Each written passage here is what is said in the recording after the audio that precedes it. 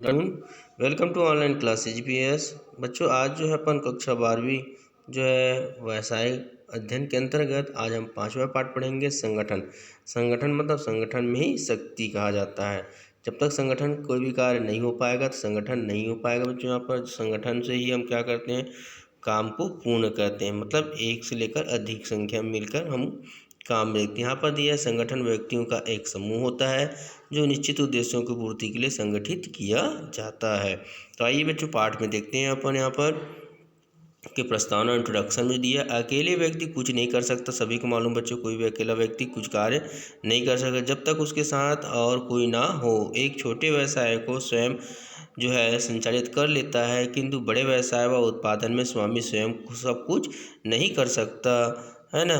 पर चाहे व्यवसाय हो की ही हो या धर्म, समाज सेवा, खेल, शासन या संस्था की, ये सभी व्यक्तियों के समूह के विभिन्न नाम हैं जिन्हें हम संगठन, समुदाय या संस्था के नाम से पुकारते हैं। इन विभिन्न नामों के आधार पर ही उन संस्थाओं के लक्ष्य निर्धारित किए जाते हैं। विद्यालय भी एक संगठन है।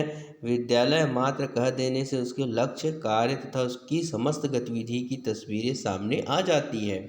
स्वयं राजा राज्य नहीं चला सकता, केवल कप्तान खेल नहीं जिता सकता। वैसे ही जैसे अकेला आचार्य प्राचार्य जो है विद्यालय कुछ भी भला नहीं कर सकता जब तक कि विद्यालय के सभी शिक्षक, कार्यालयीन स्टाफ व छात्र संगठित होकर सहयोग ना करें।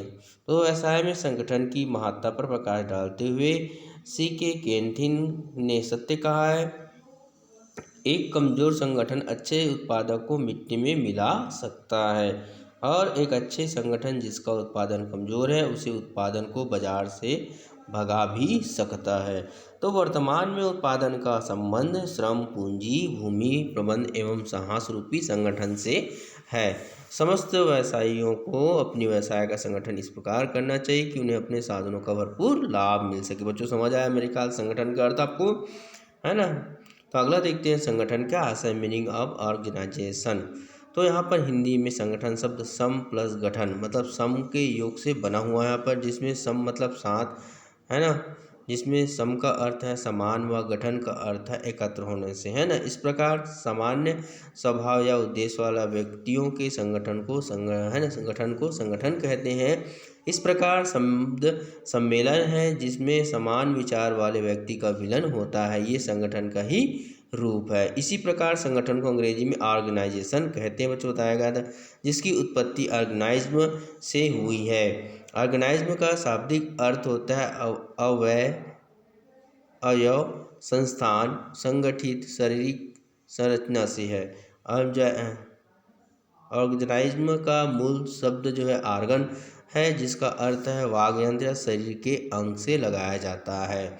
मानव जो है यहाँ पर शरीर की संरचना विभिन्न अंग या अवयव से मिलकर हुआ है, बना है। आपका मनुष्य के शरीर के विभिन्न अंग जैसे हाथ, पैर, सर, नाक, कान, मुंह, गाल आदि होते हैं। इन सभी के समन्वयक रूप में हम मानव कहते हैं। इस प्रकार वाग्यंत्र विभिन्न ताल के समूह का स्वर होता है उसमें। संगठन का अर्थ समझने के लिए हम एक टीम का उदाहरण ले सकते हैं जहां पर खिलाड़ी व एक कप्तान तथा मैनेजर होते हैं। तो आइए देखें बच्चों, इसमें मानव शरीर की विभिन्न क्रियाओं व अंगों की ही भांति व्यवसाय में विभिन्न क्रियाएं की जाती हैं। मतलब मनुष्य के शरीर के अनुसार जो ये भी व्यवसाय में विभिन्न कार्य किए, जैसे माल क्रय कर रहा है, विक्रय, वित्त, विपणन, विज्ञापन आदि, इन क्रियाओं का समन्वय जो तालमेल बोलता है, मिला जुला स्वरूप व्यवसाय के नाम से जाना जाता है। तो यहाँ पर संगठन का तात्पर्य मानवीय संगठन से है, अर्थात व्यक्तियों का समूह से। हमें यह स्मरण रखना होगा कि मात्र व्यक्तियों के समूह को ही हम संगठन की संज्ञा नहीं दे सकते, क्योंकि उनका कोई उद्देश्य नहीं होता है। इसे भीड़, क्राउड कहा जा सकता है, किंतु कुछ व्यक्ति किसी कार्य को करने के उद्देश्य उपस्थित है तो उन व्यक्तियों के समूह को संगठन कहते हैं, है ना। खाली जिसे देखते हैं भीड़, उसको नहीं कह सकते संगठन। यदि एक व्यक्ति किसी उद्देश्य के लिए किसी स्थान पर उपस्थित हो तो वह भी संगठन नहीं कहला सकते, क्योंकि संगठन में कम से कम 2 व्यक्ति का होना आवश्यक है। निष्कर्ष जो स्पष्ट है, 2 या 2 से अधिक व्यक्ति जो पूर्व निर्धारित उद्देश्य या एक स्थान पर एकत्र हो उन्हें संगठन की संज्ञा दी जाती है। तो इस प्रकार जो व्यवसाय में कार्यरत विभिन्न स्तर के सभी कर्मचारी व अधिकारी व्यवसाय के उद्देश्य को प्राप्त करने हेतु निश्चित स्थान पर प्रबंध के निर्देशानुसार कार्य करते हैं। इन सभी का समन्वय के रूप संगठन है ना बच्चों। अगला देखेंगे, इसमें एक प्रोफेसर का आपको पता है, बाकी आप पढ़ेंगे बच्चों। यहाँ पर प्रोफेसर लुई हैनी के अनुसार आपको दो परिभाषा इसमें याद रखना है। किसी समान उद्देश्य अथवा उद्देश्यों की प्राप्ति के लिए, समान उद्देश्य या उद्देश्यों की प्राप्ति के लिए विशिष्ट अंगों का मैत्रीपूर्ण संयोजन ही संगठन कहलाता है, मतलब मिलाकर, है ना बच्चों। यहाँ पर अब आगे देखते हैं इसमें जो बताया गया है। अब देखते हैं संगठन की विशेषता या लक्ष्य। यहाँ सबसे पहले हमको संगठन में जो होना चाहिए, दो या दो से अधिक व्यक्ति का होना, मतलब एक व्यक्ति अपने आप को संगठन नहीं कह सकता, अतः संगठन हेतु कम से कम दो व्यक्ति को होना अति आवश्यक है बच्चों। अधिकतम संख्या पर कोई प्रतिबंध नहीं है, मतलब जितना भी हो सके। अब अगला है निश्चित उद्देश्य का होना, मतलब संगठन में निश्चित उद्देश्य होना अति आवश्यक है। बिना उद्देश्य के व्यक्ति का समूह है संगठन नहीं हो सकता। जैसे कि किसी स्थान पर 1000 लोग बिना उद्देश्य के एकत्र हैं, तब वह संगठन नहीं होकर मात्र भीड़ क्राउड होगा, है ना। दूसरा है बच्चों, अगला जो लक्ष्य का पूर्व निर्धारित होना चाहिए। इसमें कोई हम कार्य को करने के लिए संगठन के लिए यह आवश्यक है कि लक्ष्य या उद्देश्य पूर्ति निर्धारित हो। लक्ष्य की प्राप्ति के लिए संगठन बनाया जाता है बच्चों, अतः संगठन के पूर्व लक्ष्य निर्धारित होना चाहिए, जो एक टारगेट अपन लेकर चलते हैं। व्यक्तियों का समूह होना चाहिए। पशु पक्षी या अन्य प्राणियों का समूह संगठन नहीं हो सकता।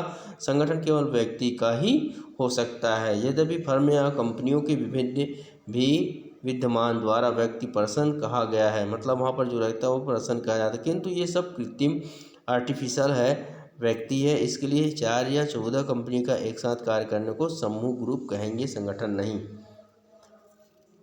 अगला है 5वां, संगठन में नेतृत्व का होना, मतलब कोई कार्य को करने के लिए एक लीडर होना यहाँ पर, है ना। विभिन्न व्यक्ति या समूह को सही दिशा देने वाला एक नेता का होना आवश्यक है। बिना नेता के लक्ष्य प्राप्ति होना कठिन है। संगठन एक प्रक्रिया के रूप में, मतलब कार्य के रूप में चलना चाहिए। संगठन एक प्रक्रिया अर्थात इसमें निरंतर कुछ कार्य के चलते रहना, जैसे क्रय विक्रय विपणन आपसी समन्वय, है ना, संदेशवाहक आदि बच्चों। अगला है 7वां, संगठन क्रियाशील होता है, मतलब कुछ व्यक्तियों का एक समूह एकांत में एक सप्ताह तक बैठ रहा है या संगठन नहीं हो सकता। संगठन में कुछ क्रियाएं जो सकारात्मक नकारात्मक अवश्य होना चाहिए।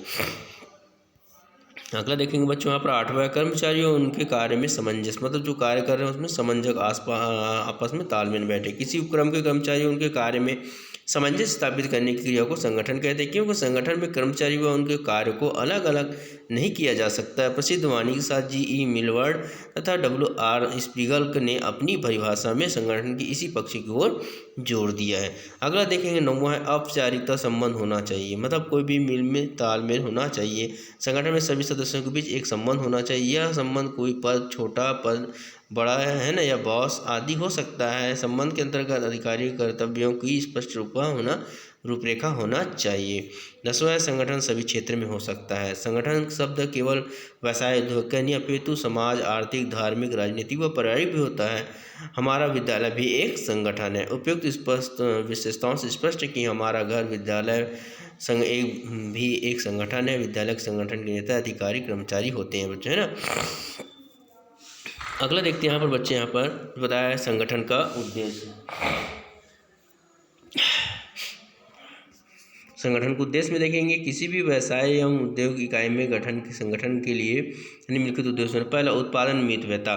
संगठन का प्रमुख उद्देश्य उत्पादन में मितव्ययता लाना होता है, अर्थात न्यूनतम लागत पर अधिकतम उत्पादन कर प्रत्येक उपक्रम का उद्देश्य होता है। यह ध्यान रखना है कि न्यूनतम लागत के साथ साथ वस्तु की गुणवत्ता और क्वालिटी व मात्रा, क्वालिटी, है ना, में गिरावट नहीं आना चाहिए, है ना। उत्पादन तो कर रहे हैं लागत में कम करने के लिए, तो उसमें अनाप शनाप जो है मटेरियल मिलाने नहीं यहाँ पर। वहाँ पर दूसरा, समय और श्रम में बचत, मतलब संगठन में श्रमिक जो होता है श्रेष्ठ मशीनों व यंत्रों का तथा श्रेष्ठ प्रणाली अपनाई जाती है, जिससे कार्य के समय व श्रम में काफ़ी बचत हो जाती है। संगठन के द्वारा बड़े पैमाने पर उत्पादन के लाभ भी किए जा सकते हैं। तो समय और श्रम में बचत होना चाहिए, यहाँ पर बोला गया।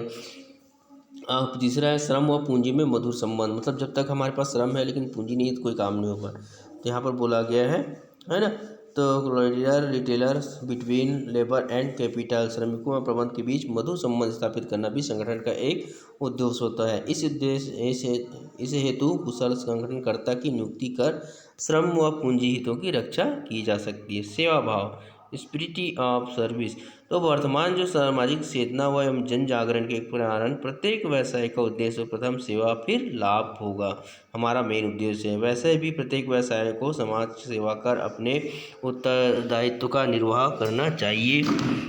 इसीलिए वर्तमान में संगठन चाहे वह आर्थिक हो या अनार्थिक सभी को सेवा करना होता है। निर्धारित लक्ष्यों की प्राप्ति, अचीवमेंट ऑफ डिटरमेंट गोल्स को संगठन कोई भी हो सकता है ना। संगठन कोई भी हो, उसका कोई ना कोई लक्ष्य अवश्य होता है। इस लक्ष्य को प्राप्त करना संगठन का उद्देश्य होता है। संस्था को सशक्त बनाना मतलब टू मेक स्ट्रॉन्ग इंस्टीट्यूशन, जैसा कहा गया है कि संगठन का दूसरा नाम शक्ति है। अतः संस्था को मजबूत व सशक्त बनाने के लिए मजबूत संगठन को होना आवश्यक है। अतः संस्था को मजबूत सशक्त बनाना संगठन का एक उद्देश्य होता है ना। अगला देखते हैं, यहाँ पर बताया अन्य उद्देश्य के अंतर्गत जो व्यवसाय के सामाजिक उत्तरदायित्व को निभाना चाहिए। दूसरा है उपक्रम के विकास की संभावनाओं को शक्ति बनाना है। व्यावसायिक औद्योगिक अस्थिरता को दूर करना। पांचवा है मानवीय प्रयासों को प्रोत्साहन करना। तो इस प्रकार बच्चों आपको जो है नेक्स्ट में जो है संगठन का महत्व लाभ के बारे में पढ़ेंगे। आज के लिए गुड डे।